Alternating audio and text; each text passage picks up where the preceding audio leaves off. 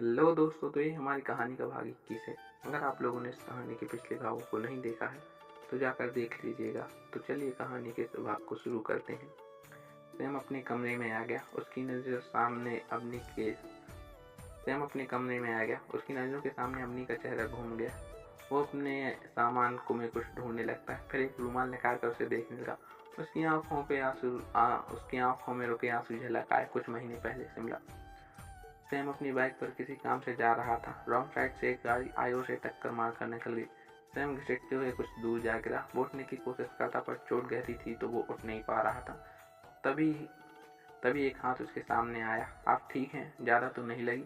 मैं आपकी कुछ मदद कर सकती हूँ? एक मीठी सी आवाज़ सैम के कानों से टकराई। उसके गर्दन को उठाकर देखा। पीच पीच कलर के टॉप और जीन्स पहने एक लड़की खड़ी थी। सैम की नज़र उस पर ठहर गई। Hello, can you hear me?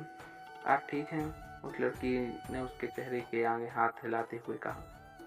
Sam ने अपनी गर्दन हाँ में हिलाते हुए कहा, मैं ठीक हूँ, पैर में चोट लगी है, उठ नहीं पा रहा। उस लड़की ने अपने हाथ आगे करके कहा, आइए मैं आपकी मदद करती हूँ। सैम उसका हाथ थाम लेता है और फिर वो लड़की टैक्सी रोक कर सहारे से उसे में बिठाती है और ड्राइवर से जाने के लिए बोलकर उसकी बाइक लेकर उसके पीछे जाती हूँ। सैम हॉस्पिटल के बेड पर बैठा था। उसके पैर में फ्रैक्चर था और भी कई जगह हल्की खरोंचें थीं। अब कैसे हैं आप? लड़की ने उसके कमरे में आते हुए पूछा। ठीक हूँ, सॉरी आपको मेरी वजह से इतनी देर तक यहाँ रुकना पड़ा। इट्स ओके, डॉक्टर ने आपको 15 दिन का प्रॉपर रेस्ट बोला है। आपके घर से किसी को बुला लीजिए क्योंकि रात होने से पहले मुझे जाना होगा। सैम की तरफ चाय बढ़ाते हुए कहा, जी कर दिया है, कॉल वो थोड़ी देर में आ जाएंगे। अच्छा आप सैम अपनी बात पूरी कर पाता उससे पहले ही उस लड़की का फ़ोन रिंग हुआ। वो सैम की तरफ देखकर, फ़ोन आ रहा है, मुझे निकलना होगा, आप अपना ध्यान रखिए। इतना बोल वो फ़ोन कान में लगाकर, हाँ आ रही हूँ मेरी माँ, और जाने लगी। अच्छा सुनिए, मिलने आएगी ना? वो उसकी ओर देखकर हल्के से मुस्कुराई और आगे बढ़ गई। उसके जाने के बाद सैम अपने सर पर हाथ मारते हुए बोला, इतनी देर से साथ थी ना, मैंने उन्हें थैंक यू कहा और ना ही नाम पूछा। फिर मुस्कुरा, पर कोई बात नहीं, जब मिलने आएंगी तब पूछ लूँगा। क्या लड़की है, जितनी खूबसूरत उतनी ही शालीन भी। पहली मुलाकात में जादू कर गई। तभी उसकी नज़र टेबल पर पड़ी चाय के कप पर गई। वो भी पी रही थी, पर अपना फ़ोन आने से वैसे ही छोड़कर चली गई। सैम ने अपना कप एक और रख दी और उसके कप को उठाकर पीने लगा। उसके चेहरे पर एक मुस्कान ठहर गई। सैम वही बेड पर निराल सा बैठ गया। ये कैसा खेल रचा तकदीर ने, कितना ढूंढा आपको पर आप नहीं मिली। आपने कहा था जब इत्तेफाक होगा तब मिलेंगे। ऐसा इत्तेफाक जिसे अपनी ज़िंदगी में लाना चाहता था, उस तकदीर ने मेरी नज़रों के सामने किसी और का कर दिया। नहीं, मैंने खुद अनजान में अपने ही हाथों अपनी मोहब्बत किसी और के नाम कर दी। जिसे दिल लगाने की चाहत थी वो मेरे घर में मेरी ही वो अपना हाथ साइड की टेबल पर मार दिया। क्यों इतना गंदा खेल खेला मेरी किस्मत ने, क्यों?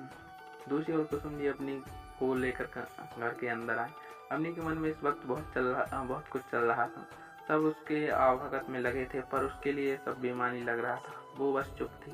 ऋषिकेश जी ने उसे देखा और अंदाजा लगा लिया इन सब बातों का। वो कुसुम जी से बोले, कुसुम जी, अब बहू को हमेशा यहीं रहने वाली हैं, अपना प्यार लुटाते रह गया, अभी उसे ले जाकर आराम करने दीजिए, थक गई होगी। कुसुम जी ने मुस्कुराकर कहा। शिवन्या ने कहा, भाभी को उनके कमरे में ले जाओ। शिवन्या मुस्कुराकर बोली, जी माँ। आइए भाभी अपनी उनके साथ चली गई। आशीष वहीं हॉल में बैठा था। वो उठकर बाहर जाने लगा। राकेश जी ने उन्हें रोक कर कहा, कहाँ जा रहे हो? मेरे साथ आओ, कुछ बात करनी है। आशीष, मुझे मालूम है आपको क्या बात करनी है, जो उसके लिए अलग जाने की जरूरत नहीं है। हाँ, ये राशन रघुवंशी की पोती है और मैंने ये सारी ज़बरदस्ती की है। बाकी ये कैसे किया, ये जानने की ज़रूरत नहीं है आपको। आशीष, तूने ये ठीक नहीं किया। दुश्मनी निभाने का ये तरीका बिल्कुल सही नहीं है। यह तरीका सही है। क्या क्या कहा था उसने कि उसकी पोती से दोस्ती तो दूर, उसका ख्वाब देखने की भी हैसियत नहीं रखता। तो उसे बताया उसे अपनी हैसियत। मैंने वादा किया था कि वो मेरी है और मैं उसे अपना बना कर रहूँगा। तो बना लिया। आशीष ने कहा, तो तू ये कहना चाहता है कि तू उससे प्यार करता है इसलिए तूने ऐसा किया? किसे बहला रहा है? मैं तुझे तुझसे बेहतर जानता हूँ। तू उसके बड़ों का बदला उस मासूम से लेना चाहता है। उसे झुकाकर अपना अहम बचाना चाहता है, पर मैं ऐसा होने नहीं दूंगा। मेरी भी एक बेटी है और किसी भी बेटी के साथ ऐसा अन्याय नहीं होने दूंगा, राजेश जी ने कहा। मेरी पत्नी है, वो उसके साथ मुझे कैसे पेश आना है मेरी मर्जी, किसी को भी कोई हक नहीं है वो हमारे बीच में आए। तो बेहतर रहेगा कि आप इन सब से दूर रहें, क्योंकि जो मैं चाहता हूँ वो करने से मुझे कोई नहीं रोक सकता। इतना बोल वो तेजी से बाहर निकल गया। शाम होने लगी थी। वो अपनी गाड़ी में बैठ जैसे घर से बाहर निकला, उसकी नज़र बाहर गेट पर गार्ड से भिड़े सत्यम पर नजर पड़ी। वो गाड़ी से बाहर आया और उनके पास आकर बोला, क्या हो रहा है? सत्यम उसकी ओर पलट कर और तुरंत उसका कॉलर पकड़ लिया। गार्ड से देखकर तुरंत उसे पकड़ कर आशीष से दूर किया।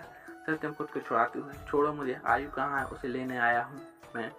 तुम शायद भूल रहे हो, अब उसकी शादी हो चुकी है और वो अपने पति के घर में है। ऐसे कैसे ले जा सकते हो तुम उसे?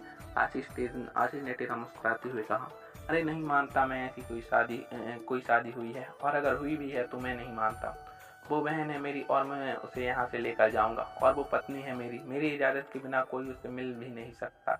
ले जाना तो बहुत दूर की बात है, आशीष ने कहा। कौन सी पत्नी? मैं नहीं मानता। मैं उसे किसी भी कीमत पर यहाँ से ले जाऊंगा। रोक सकते हो तो रोक लो। उसे ले जाने से पहले अपने घर वालों से तो पूछ लेते, रघुवंशी के सपूत, या फिर उनके कहने पर ही आए हो कि उसे ले जाकर मौत के हवाले कर सकूं। ऐसा है तो सुन लो, अब वो मेरी पनाह में है और मेरे होते हुए कोई उसकी परछाई को भी छू नहीं सकता। माना तो वो दूर की बात है। अब इससे पहले कि मैं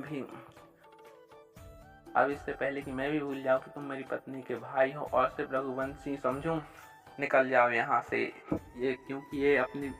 क्योंकि अपनी पत्नी को हर हाल में सेव रखूंगा, ताकि हर पल वो ऊंची नाक वाला इंसान अपने गुरूर पर चोट खाए और अपनी बची जिंदगी तड़पते हुए काटे। भगवान उसे लंबी उम्र दे।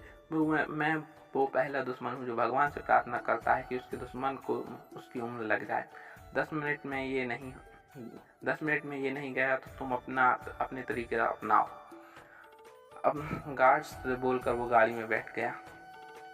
आशीष के कहने पर गार्ड ने सत्यम के जाने को वार्निंग दी, मगर वो जिद करता रहा और उससे उलझ गया। उसी समय अभिजीत वहां आ गया। उसने सत्यम को वहां से दूर किया और गुस्से से कहा, ये करने आया था तू यहाँ? भाई, ये लोग जाने नहीं दे रहे हैं मुझे। आप हटिए, मैं देखूं कैसे रोकते हैं।